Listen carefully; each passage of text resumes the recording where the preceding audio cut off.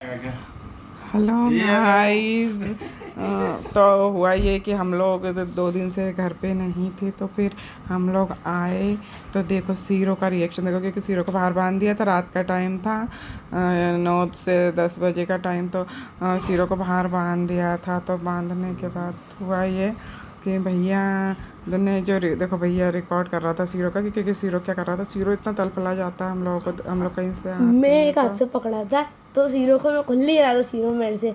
फिर मैंने बड़ी मुश्किल से शीरो को खोला है, ये देखो खोला तो शीरो भाग गया सीधे।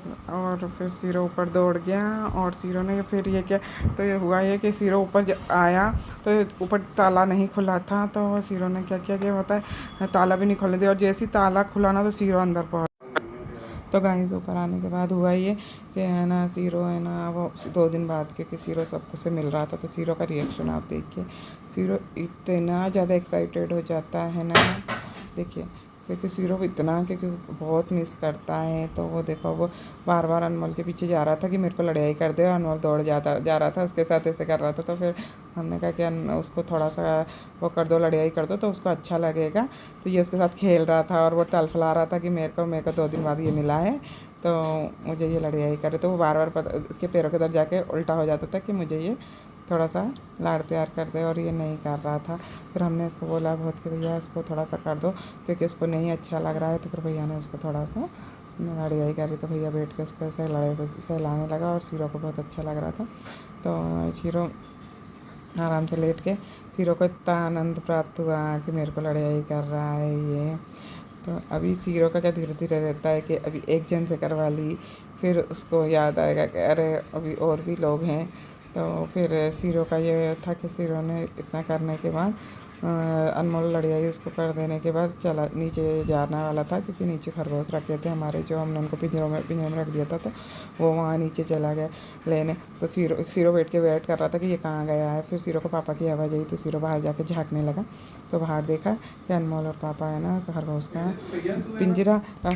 का पिंजरा लेकर आने लगे। तो सीरो पापा को देखकर बेसी मन से ही लड़ाई करने लगा वहाँ पर। और खरगोश का पिंजरा रखने के बाद हुआ ये कि पहले खरगोशों को देखो, वो भी दोनों बंद होने के बाद बहुत ही ज़्यादा परेशान हो रही थी।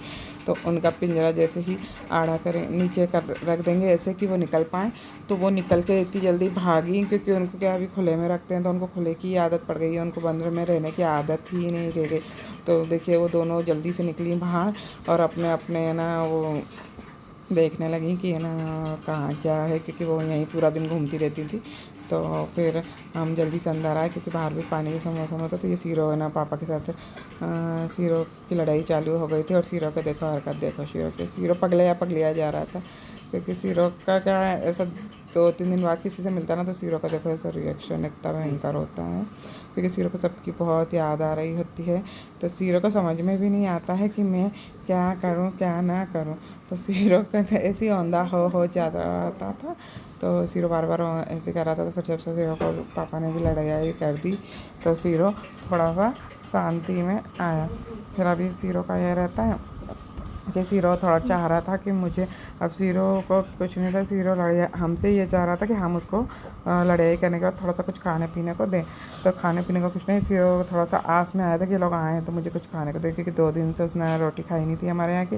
तो 2 दिन के बाद सीरो को रोटी की थोड़ी सी आस आ रही थी कि थोड़ा बहुत रोटी या कुछ मिले। तो फिर वैसे हम इतनी रात को नहीं देते सीरो को खाने को, पर फिर भी हमारे पास रखा था। तो फिर हमने सोचा कि चलो ठीक है, थोड़ा सा इसको दे देंगे तो इसको थोड़ा अच्छा लगेगा। तो फिर हमने कहा कि ठीक है। तो फिर हमने इसको थोड़ा सा खाना निकाला और इसको दिया। तो कैसा लगा आपको ये ब्लॉग? बाय बाय, सब्सक्राइब कीजिए।